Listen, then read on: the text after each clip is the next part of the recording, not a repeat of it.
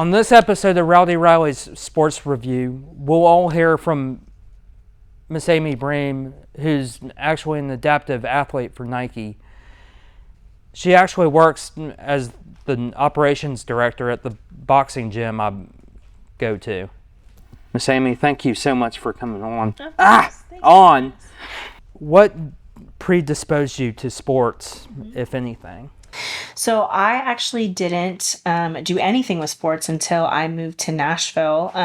I was born, like you said, I was born with a birth defect, so I was missing my leg since birth. But I moved to Nashville in 2014, and then in 2015, I joined the boxing gym, just like you, and just kind of started like learning how to box and kickbox, and then I got into it from there. And so learned how to kickbox, and then started weightlifting, which brought me to CrossFit and Nike and everything since. What's one thing you could, if time travel was possible, what's one thing you could go back in time and tell young Amy? That's a great question. Definitely to not be so afraid of what I looked like and to just try new things. So I was very self-conscious when I was a kid about my leg. I had a great childhood, supportive family, but I didn't really want to do anything that put me out of my comfort zone or put me in the public with athletics. So I wish I had done a little bit more of that, because now understanding on the other side of it, it's just so worth it to push through when you're a little bit uncomfortable, just to have fun and try new things. And I would definitely tell young Amy to do that more. I know what an adaptive athlete is, but for the audience, do you mind explaining what it is? So an adaptive athlete is anyone that has a perceived limitation, either mentally or physically, that would keep them from doing like a workout like traditionally just prescribed, I guess. So it can be something like, I compete in the adaptive divisions for CrossFit. So there's like lower extremity, which is what I'm in, something to do with the legs. There's upper extremity for the arms. There's neuro. There's seated. So athletes in wheelchairs. It's all of us have very, very different adaptations, and we adapt the workouts all differently. But rather than looking at something and saying, I can't do that, we just figure out how to do it in a way that our bodies allow us to. Did you seek out Nike, or did they seek you out? So they actually reached out to me. I went to the CrossFit Games in 2021, and then I had a video from that was that I had posted that went, a lot of people saw it. And so someone from Nike, I had done a video with them just one time in 2019. So I was like a little bit familiar with their team. And someone from that team saw the new video at CrossFit and then reached out to me about becoming an athlete for them. So we both mentioned that you have a rare deficiency. Mm-hmm. I'm going to see if I can, I've memorized what it is. Mm-hmm. I'm going to see if I can get it right. Proximal femoral focal deficiency. Yes. Here we go. Honestly, I forget that a lot of times. So that was very good. Yeah. Kind of doesn't help when your dad's in the medical field. Oh. There we go. Yeah. So is he familiar with it? He's not familiar with it. I've just grown up around medical terminology, and that makes sense. Yeah, that makes sense. Yeah, it's referred to as PFFD because that's so much to memorize. Easier. Yeah. But yeah, it's pretty rare. About 1 in every 200,000 kids get it, or are born with it, I should say. It's a condition where you're missing some part of the femur bone, and that kind of varies from person to person. But I'm missing the majority of mine. And so that's why I have the leg all the way up to the hip. Do you know anyone else with PFFD? Mm-hmm. Or... Yeah. And so I hadn't met anyone with PFFD since moving to Nashville, and actually social media. We all like to say how social media, like Instagram, can be not good. But for me, it's been really positive because, it's rare. So I don't usually run into people every day with this. But as I started posting things about being adaptive and all those things, I had people reach out to me, and then was able to meet some people in person, just through traveling and everything, that had the same deficiency. So I found out that PFFD presents or can present like autism in many ways, because you said it's varying degrees. Mm-hmm. Yeah. I'm like, when I was doing my research, I'm like, oh, wait, much like autism, PFFD's a spectrum. Mm-hmm. Like you could literally have a prosthetic, a full prosthetic leg, or about 75% prosthetic. Yeah, it is very similar. I like to think everyone's adaptation is like you can have similarities, but it's really like their own thumbprint. Like you're your own person, you have your own degree of it, and I think that's the same for both. So, growing up, was it hard to keep up with your peers having to go get a new prosthesis every so often? Sometimes, yeah. My parents were really supportive and great. So when it was time for me to get a new leg, I just would go to the local hospital. I'm from Pennsylvania originally. So we would go to Hershey, PA, and I would get it all, I would get measured for a new one. So when I was really young, I didn't really think about it that much. It's just like, oh, Amy grew, let's go get a leg adjustment or a whole new leg or whatever. When I hit middle school, I was much more aware of how different I was, and I struggled a little bit more in that way. And I just, like I said, I expressed it by not going out of my comfort zone. So I just avoided sports and figured I couldn't do certain things. It wasn't until after I kind of moved away from an environment that knew me. And I was like, well, this is a new place. I can kind of do whatever because people don't know what I have or haven't done in the past. And so let's try to be a little more active. So that's what I did. Also, in doing my research, I found out that you moved to Nashville for the same reason most everyone does, which is music. Music, that's right. Yeah. Anyone who knew me in college or high school, if they saw me now, they'd be very surprised. I still love music. That's what I studied in school, and that's what I came out here for. But I learned pretty quickly. It was just when I had to make a paycheck off of it, kind of took the joy out of it. And yeah, I didn't really see any of the things that I'm doing now as like even a thought in my mind because I didn't do athletics. So that's all been very new. So most everyone knows what CrossFit is. I've done my research and found out that you compete in another competition called Wheel Wad. What is that? So Wheelwad is a company itself that was created specifically for adaptive athletes.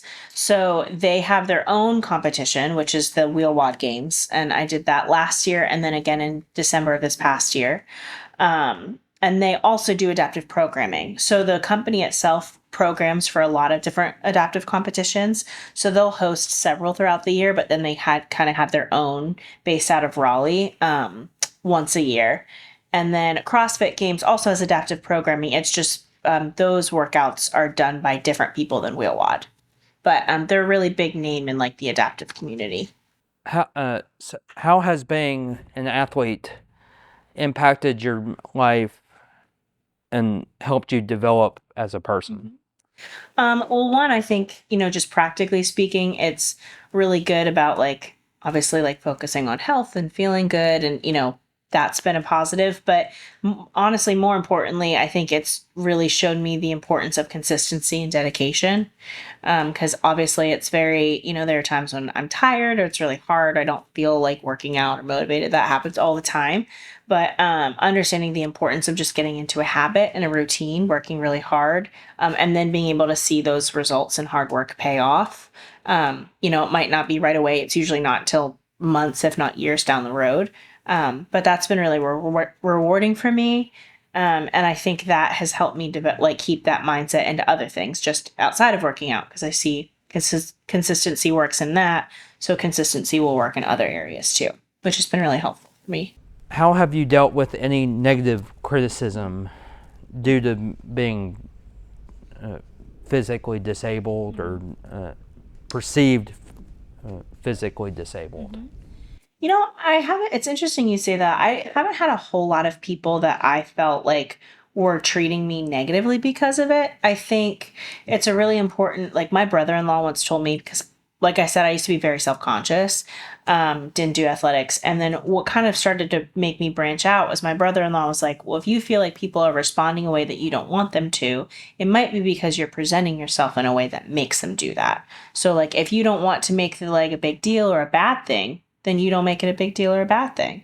And that's really helped me. Now, of course, like sometimes people will ask a question that might be a little like callous or something like that. But I always try to give people the benefit of the doubt because I think 98% of the time people aren't out there to like try to put you down or be mean. It's usually from a lack of understanding, or maybe they're self-conscious and they don't know how to like communicate well in that. And so every once in a while I'll have someone that tries to be like, "Oh, you don't have to do that. You're adaptive. That's okay." And then I'll just show them that no, I actually can. And it's more of like I don't want to like have it be a negative like showing them up, but it's just like teaching them. People don't know what they don't know. And so it's like, "No, I actually am capable of this. Let me show you how I do it." So you don't make this assumption for the next adaptive person, you know? Can you describe some of the adaptations and modifications that you've done in workouts? Yeah. So, I mean, obviously, with lower extremity, a lot of like lower body movements, like squats, are a big thing. So, sometimes I modify by getting different types of equipment. So, I have this leg, and then I have a different kind of leg that's specifically for heavy lifting. That can help me distribute my weight. I'm always learning and always figuring out how to do it just a little bit better. Just like someone that's non-adaptive, you're always trying to get better. So there's still modifications that I'm working on with that, but something like lunges, if you're above knee prosthetic user like I am, a lot of times you won't do lunges depending on how much pressure you can put in your socket up top here. So I often do like box step ups to get that same kind of work, but a little bit safer movement for me, or a little bit more evenly distributed. But yeah, those are like just two examples. A lot of things I obviously do on one leg because I'm used to it. So I do a lot of like pistol squats, which is squatting with one leg and all of that good stuff. What advice would you give someone else who's an adaptive athlete? I would say similar to like what I would say to young Amy, don't be afraid to try it.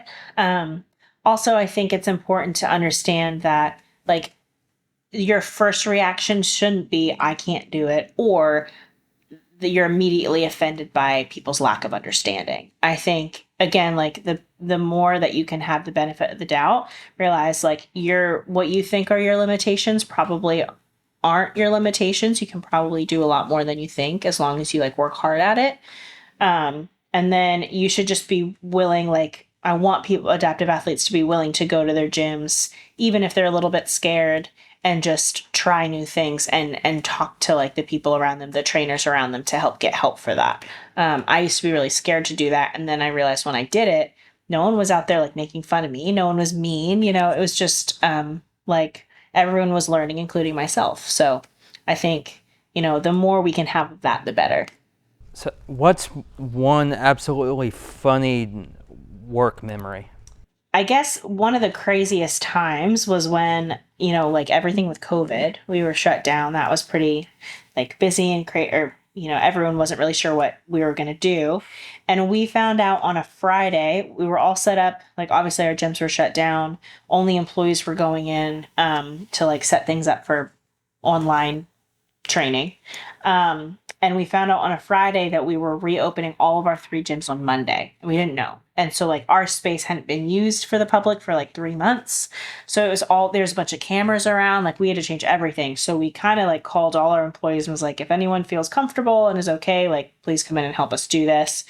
And one of my bosses, Jared, we found this, we were cleaning out the closet to create space and we found this random safe, but no one could remember the like the code to get into the safe, but we wanted to know what was in. So Jared got out like a hammer and everything and just like busted it open. And we found it was like $100 cash. And so we all bought tacos. And that was just like a little glimpse into what it's like to work at Title Nash. Jared, I don't know you, but you sound like you're one crayon short of the box. You are maybe not wrong there, Riley. It was a good time. To wrap up, do you have any social media to where people can follow you? Yeah, so I'm on Instagram and TikTok. It's all spelled out, one leg to stand on. So kind of use the leg joke there. And I have a website too. It's onelegtostandon.com or my first and last name, amybream.com. So. This has been such an enlightening episode. I hope y'all have enjoyed it. Thank you so much, Miss Amy. Thanks for having me, Riley.